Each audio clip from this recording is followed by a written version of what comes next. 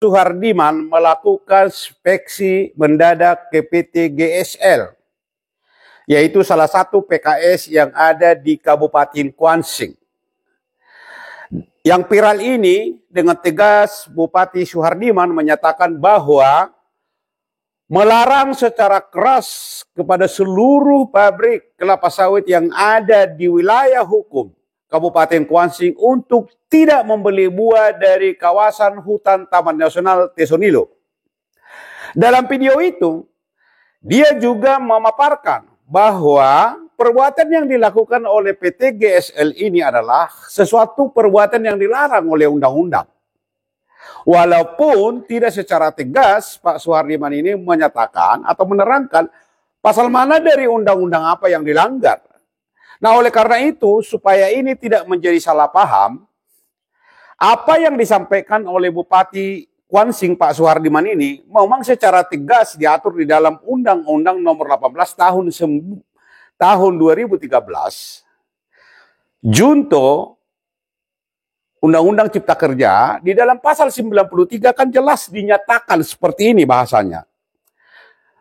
Orang per orang dengan sengaja membeli, memasarkan dan atau mengolah hasil kebun dari perkebunan yang berasal dari kegiatan perkebunan di dalam kawasan hutan tanpa izin yang sah sebagaimana dimaksud di dalam pasal 17 ayat 2 huruf E dipidana dengan pidana penjara paling singkat 3 tahun dan paling tinggi 10 tahun dan denda paling sedikit 1,5 miliar dan paling banyak 5 miliar.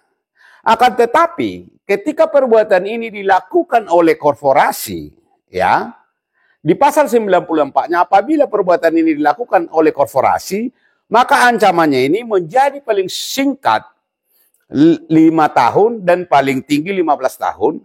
Denda menjadi paling sedikit 5 miliar dan yang paling banyak 15 miliar. Penegakan hukum ini sudah sering terjadi. Akan tetapi yang selalu kita lihat adalah tebang pilih. Baru-baru ini Polres Kabupaten Pelalawan sudah menegakkan undang-undang ini terhadap PT Acuan.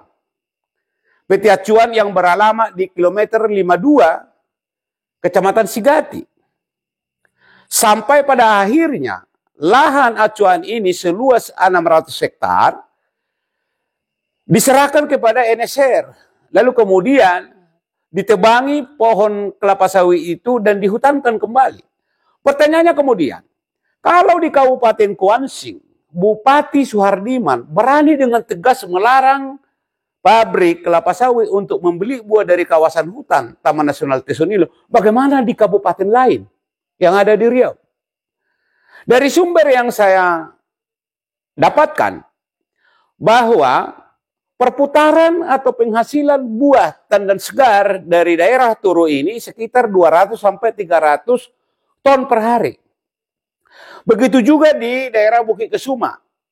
Di daerah Bukit Kesuma ini lebih besar. Bahkan di sana itu mencapai sekitar 3.000 sampai 5.000 ton per hari. Pertanyaannya, kemana dijual? Pabrik mana pembelinya? Apakah ini pabrik ini tidak tersentuh hukum?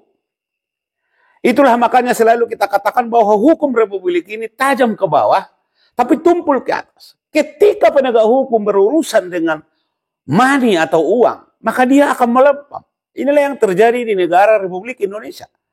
Maka oleh karena itu kita dorong Presiden Republik Indonesia agar segera menertibkan seluruh pengemplang, seluruh pelaku perambahan hutan.